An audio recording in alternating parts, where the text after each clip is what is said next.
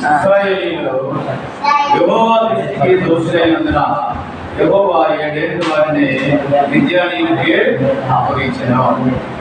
ఏమన్నాడు దేవుడు? ఎవరిని అప్పగించాడు? ఇశ్రాయేలీయులు ఏం చేశారు? దోషులైపోయారు. అంటే వాళ్ళు దేవుని దృష్టిలో పొరపాటు చేస్తారు. దేవుని దృష్టికి పొరపాటు చేస్తే ఎలాంటి వాక్యం? దేవుని దృష్టికి పొరపాటు చేస్తే దేవుడు వాళ్ళకి ఎవరిని అప్పగించాడు? శత్రువుకి అప్పగించాడు.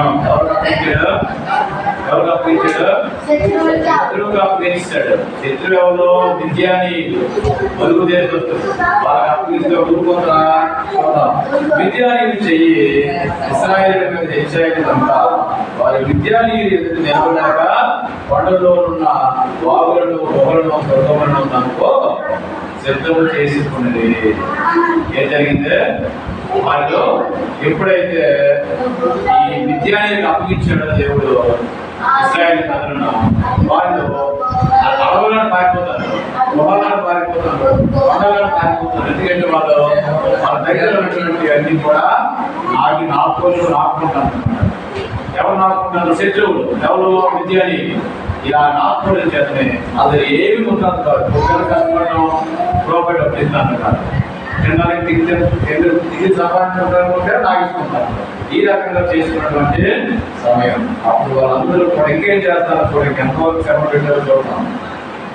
ఇశ్రాయేలీయులు అందరూ కలిసి విత్తనాలు ఇస్తారు. వర్షాకాలం వచ్చింది, విత్తనాలు ఇస్తారు. విత్తనాలు ఇస్తే విత్తనాలు ఇచ్చినప్పుడు ఆ విత్తనాలు పంట వచ్చేసరికి ఆ మిద్యానీయులు వచ్చి, అమాలేకీయులు వచ్చి, శత్రువులందరూ వచ్చి పశువులు తీసుకుని వచ్చి అదంతా పంట మేపించేవారు. మరి పంట ఏముంటుంది?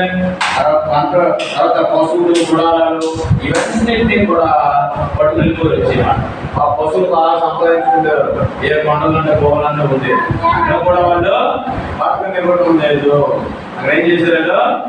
పక్కన ఇవ్వడం లేదు. ఎప్పుడైతే పక్కన ఇవ్వలేదో అది ఉన్నటువంటి వస్తువులు బంగారము, డబ్బులు, పశువులు, ఆహార వస్తువులు అన్నిటినీ కూడా లాగించుకునేవారు. లాగిస్తుంటే వాళ్ళు పంటను పాటు చేస్తారు. ఇసులు కానీ గుర్రాలు కానీ మేక కానీ బాధపడుతూ ఏడుస్తూ ఉన్నారు. అప్పుడు వాళ్ళందరూ కూడా మిక్కిలి ఏం చేసి ఎప్పుడు ఏం చేసి వెళ్ళిపోయారు వాళ్ళు. ఇప్పుడు వెళ్ళిపోయారు. ఇక అసలు కారణం ఏంటి? ఒక దేవుని బిడ్డలో మిక్కిలి ఏం చేసి ఇంకెళ్తారు? దేవుని నమ్ముకోరు, యశుప్రభుని నమ్ముకోరు, యశుప్రభు బాగుపడతారని వచ్చారు. వాళ్ళు ఇంకా ఏం చేసి కారణం వాళ్ళు దేవుని దృష్టికి దోషులయ్యారు. వాళ్ళు దేవుని దృష్టికి ఏమయ్యారు? దోషులయ్యారు. దేవుని దృష్టికి ఎప్పుడైతే దేవుని దృష్టి దోషులు అయిపోయారో ఇక్కడ వాళ్ళు అప్పుడు కష్టం అయిపోయింది. ఇక శత్రువులు వచ్చి ప్రతీది కూడా పట్టుకెళ్ళిపోతూనే ఉన్నాను. నారాయణ గారు దేవుని అయితే ఎప్పుడైతే మిక్కిలి ఏం తెచ్చి వెళ్ళిపోయారు, ఏది మాత్రం దేవుని బిడ్డలు, కానీ వాళ్ళు ఏమి కూడా లేనప్పుడు ఆ రకంగా ఉంటే ఆ కారణం ఏంటంటే వాళ్ళు చేసినటువంటి పొరపాటే. వాళ్ళు చేసిన పొరపాటే. అందుచేత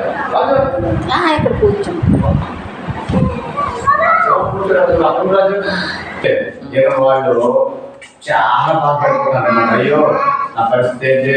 అప్పుడు దేవుని దగ్గర మొరపెట్టి మొదలు పెట్టారన్నమాట. మొరపెడితే అప్పుడు దేవుడు ఏం చేశాడంటే ఒక వ్యక్తిని పంపించాడు. ఆయన పేరు గిద్యోను. ఆయన కూడా ఏం చేస్తున్నాడంటే ఒక పొదల సాటుని, బాను సాటుని ఆ మిద్యానీయులకి లేదా అమాలేకీయులకి భయపడి ఒక బాను సాటుని గోధుమలు తోడుకొని తిండి కింద రెడీ చేసుకుంటున్నాడు. అప్పుడు ఒక దేవత వచ్చి పిలుస్తుంది, పరాక్రమంగా బలాఢ్యుడా నువ్వు రమ్ము అన్నది. పరాక్రమంగా బలాఢ్యుడా అన్నది. పరాక్రమంగా బలాఢ్యుడా అంటే అప్పుడు ఇంకేంటి వస్తారు? రావడం లేదు. ఎవరు నన్ను పరాక్రమం బలాఢ్యుడు అంటే నేనేం పరాక్రమం ఉందయా అంటే లేదు నువ్వు రా, నేను వాడుకుంటున్నాను దేవుడు అంటాడు. అంటే బలహీనుడును దేవుడు ఏం చేస్తున్నాడో వాడు. చదువు లేదని, దీనంగా ఉన్నానని ఎక్కడ కూడా నిరాశ చెందడానికి అవకాశం లేదు. దేవుడు బలహీనులు మాత్రమే వాడుకుంటాడు. దేవుడు ఎవరు వాడుకుంటాడో ఎవరు వాడుకుంటారా? బలహీనులను, పేదలను, చదువు లేని వారిని దేవుడు ఇలాంటి వారినే వాడుకుంటాడు. దేవుడు కూడా లోకము విడిచిపెట్టిన వారిని దేవుడు ఎన్నుకుంటాడు. ఎన్నుకొని చాలా చక్కగా వాడుకుంటాడు. అయితే సరే, శత్రువులు రెడీ అయిపోయారు. ఇక నా యుద్ధానికి రెడీ అయిపోతూ ఉన్నారు. వాళ్ళు ఈ శత్రువులతో యుద్ధం చేయడానికి వీళ్ళ దగ్గర ఒక దగ్గర లేదు. అప్పుడు దేవుడు ఏం చేశాడంటే ఈ గిద్యోని పిలిచి, గిద్యోను రాని వాడుకుంటుంటే గిద్యోనికి కొన్ని ఆనవాళ్ళు అడిగినప్పుడు ఆనవాళ్ళ ప్రకారం అన్నీ కూడా దేవుడు చేసి పెట్టాడు. ఆనవాళ్ళన్నీ అయితే నువ్వు దేవుడు అయితే ఇక అగ్ని వచ్చి నేను పెట్టిన ఆహారం తినాలంటాడు. అలాగే వచ్చి తిన్నాడు దేవుడు.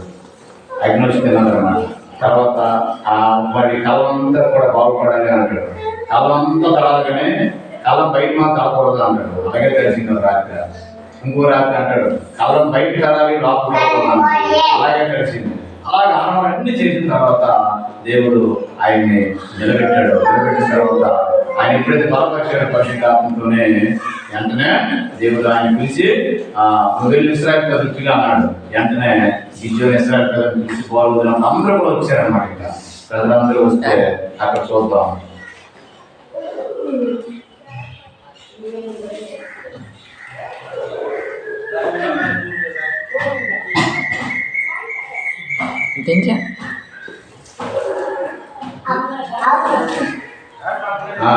అయితే ప్రజలందరూ వచ్చేస్తారు అన్నమాట. ప్రజలందరూ ఆయన దగ్గర వస్తుంటే ప్రజలందరూ వచ్చినప్పుడు 50,000 మీద రెడీ అవుతారంట. అయితే ఇప్పుడు 50,000 మంది నిద్రకి వెళ్ళాలా నేను అని దేవుడు అంటాడు. 50,000 మందితో వెళ్ళొద్దు, దాంట్లో భయపడేవాడు ఎవడో బయటికి పొమ్మనే ముందు అన్నాడు. దాంట్లో నుంచి ఇంకా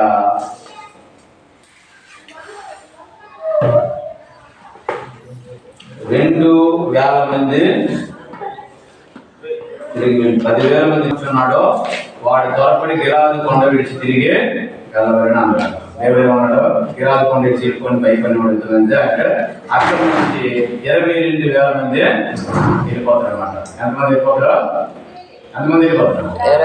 22,000 మంది వెళ్ళిపోయిన తర్వాత 10,000 మంది ఉంటే ఈ 10,000 మంది కూడా వద్దు, నువ్వు నీటి దగ్గర తీసుకుని వెళ్తాడు. నీటి దగ్గర తీసుకుని వెళ్ళి ఎవరైతే గతికి నీళ్ళు తాగుతారో వాళ్ళు వంగి నీళ్ళు తాగుతారో లెక్క ఏమంటారు. అలాగా గతికి నీళ్ళు తాగిన 300 మంది ఉంటారు.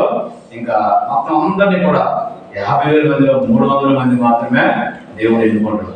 ఈ 300 మందితో ఆ విద్యార్థుల మీద యుద్ధం చేస్తే విద్యార్థులు ఏం చేస్తారో విద్యార్థులు అందరూ కూడా ఇక భయపడి పారిపోయి ఇక వాళ్ళ బరిలో వాళ్ళు ఒకటే పడుతుంటారు అన్నమాట. ఇంకా ఈ గిద్యోను ఒక కొండ, ఒక కూర, ఒక గట్టి కొండ దేవుడి 3 పట్టుకుంటారు. యుద్ధానికి ఏం కావాలి? అసలు యాక్చువల్గా యుద్ధానికి ఏంటి ఉండాలి? సేల్స్ ఉండాలా, కత్తులు ఉండాలా, ఇంకా యుద్ధానికి పెట్టేట్టు ఉండాలా, తుపాకీలు ఉండాలా, మిషన్ గాను ఉండాలా, క్యాన్లు ఉండాలి. ఏమీ లేవు. ఇది ఏమున్నాయి? మట్టి కొండ, బోర, దివిటి 3 ఉన్నాయి. అయితే 100 మందిని ముందుని పంపించాడు. పట్టుకొని పట్టుకున్నాడు. 100 మందిని డ్యూటీ పట్టుకొని ముందుకు పంపించాడు. ఇంకో 100 మందిని బోర పట్టుకొని ఉన్నాడు. ఫస్ట్ డ్యూటీ పట్టుకొని ముందు వెళ్తారు 100 మంది. దేవుని స్తుతించుడి ఎల్లప్పుడు, దేవుని స్తుతించుడి, దేవుని స్తుతించుడి ఎల్లప్పుడు, దేవుని అని పాటలు పాడుకుంటే వెళ్తాను.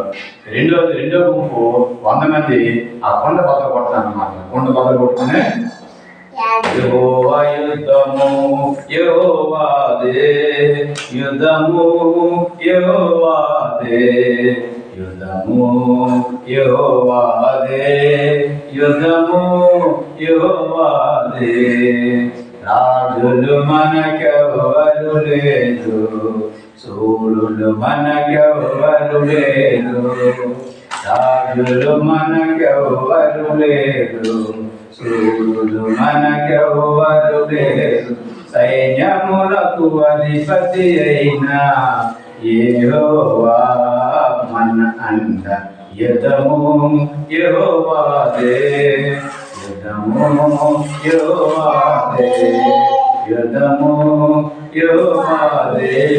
చెప్పండి, యుద్ధము యెహోవాదే. అపవాది అయిన సాతాను గర్జించు సింహము వలె వచ్చిన, అపవాది అయిన సాతాను గర్జించు సింహము వలె వచ్చిన,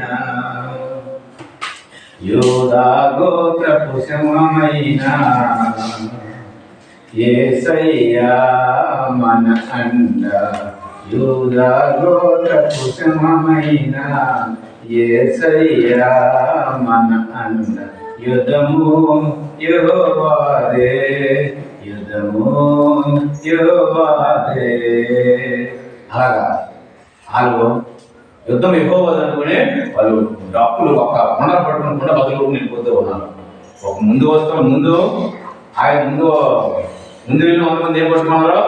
కాగడాలు పట్టుకున్నారు, డ్యూటీలు పట్టుకున్నారు, వెలిగించిన డ్యూటీలు పట్టుకొని దేవుని స్తుతించి పాటలు పాడుకుంటున్నారు. మరి మూడో గుంపు ఉంది కదా, బోర్లు పట్టుకున్నారు.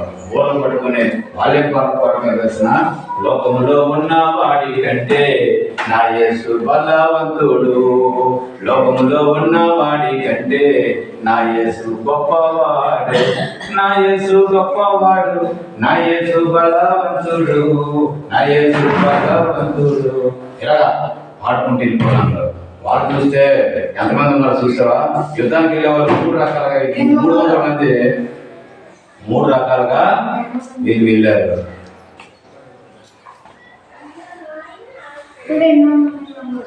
వాళ్ళు ఎలా ఉన్నారంటే చూడు, లెక్కకు మిడతల వలె మైదానంలో పరిణింది. మిడతల్లా సైన్యం ఉన్నారట, కొన్ని లక్షల మంది ఉన్నారట. లక్షల మంది ఉంటే ఎలాగా అయితే వాళ్ళకు కళ వస్తుంది. రొట్టె మొక్క వచ్చి దొల్లుకుంటూ వెళ్ళి విద్యార్థి గొడవలు అన్ని పడగొట్టేస్తుందట. అరే ఏంటి కళ? రొట్టె మొక్క ఎవరి రొట్టె మొక్క అంటే ఆయనే యేసు ప్రభు వారు. ఆయనే యేసు ప్రభు ఆయన నమ్ముకుని బిడ్డలలో విద్యను వచ్చాడు. మనల్ని గొడవలని పాల్గొట్టేస్తారు. ఆయన వాళ్ళ భయం పట్టుకుంది. నేను నడుస్తుంటే వాళ్ళందరికీ కూడా ఏం పట్టుకుని భయం పట్టుకుని, అయ్యో ఎంతమంది వచ్చేస్తారు మనం పడడానికని అక్కడ పారిపోతూ ఉన్నారన్నమాట.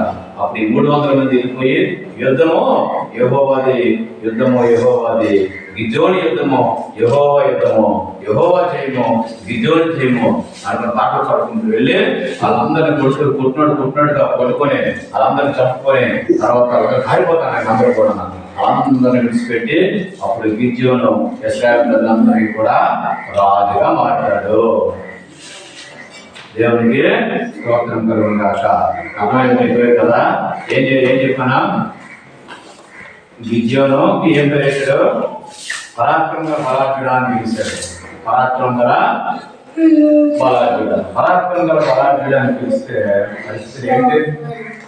అయ్యో పరాక్రమంగా బలాఢ్యుడా అని పిలిచాడు కదా అంటే నేనేం బలాఢ్యుడిని అనుకుంటున్నాం. కానీ దేవుడు ఎందుకుంటే దేవుడు అన్ని కొరింథీ రాసిన పత్రికలో అంటాడైనా ఏమంటే బలహీనులనే ఏర్పాటు బుద్ధిమంతులను బుద్ధి చెప్పడానికి బలహీనులను లోపలను ఎన్నుకుంటాను అంటాడు. చూద్దాం